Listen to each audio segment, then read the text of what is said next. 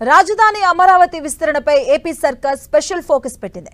ఇప్పటికే రాజధాని పనులను వేగవంతం చేస్తున్న ప్రభుత్వం మరోవైపు విస్తరణకు ప్రణాళికలు సిద్ధం చేసేలా వేగంగా అడుగులు వేస్తుంది.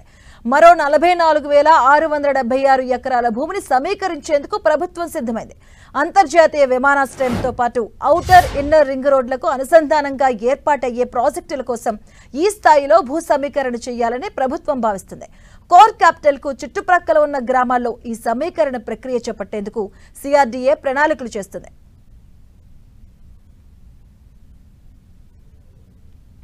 విస్తరణకు కావాల్సిన 44,676 ఎకరాల భూ సమీకరణ తుళ్లూరు, అమరావతి, తాడికొండ, మంగళగిరి మండలాల్లో సేకరించనుంది సిఆర్డీఏ. తుళ్లూరు మండలంలోని హరిచంద్రాపురం, వడ్డమాను, పెదపరిమిలోని 9,919 ఎకరాల భూమి సేకరించనుంది. ఇక అమరావతి మండలం వైకుంఠపురం, ఎండ్రాయి, కార్లపూడి, మొత్తడాక, నిడముక్కలలో 12,838 ఎకరాల భూ సమీకరణ చేపట్టబోతుంది. ఇక తాడికొండ, కంతేరులోని 16,463 ఎకరాలతో పాటు మంగళగిరి కాజా గ్రామంలో 4,492 ఎకరాల భూ సమీకరణకు ప్లాన్ చేస్తుంది. 2 రోజుల్లో ఆయా గ్రామాల్లో భూ సమీకరణకు నోటిఫికేషన్ విడుదల చేయబోతుంది ఏపీ సర్కార్.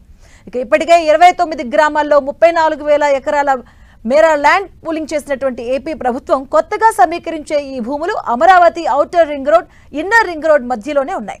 అమరావతికి airport, inner ring road, outer ring రోడ్డుతో పాటు ఎర్రుపాలెం నుంచి అమరావతికి రైల్వే లైన్ కోసం ఈ భూముల్ని ఉపయోగించబోతుంది ఏపీ ప్రభుత్వం.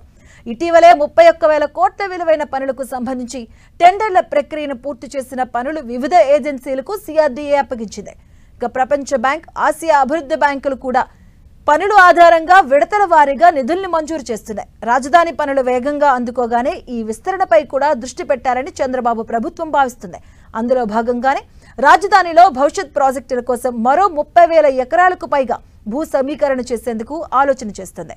మరోవైపు అమరావతి రాజధానిలో అంతర్జాతీయ విమానాశ్రయ ఏర్పాటుకు సంబంధించి ప్రతిపాదనను సిద్ధం చేసేందుకు ఏపీ ఏవియేషన్ కార్పొరేషన్ టెక్నో ఫెజిబిలిటీ నివేదికను సిద్ధం చేసేందుకు టెండర్లను ఆహ్వానించింది.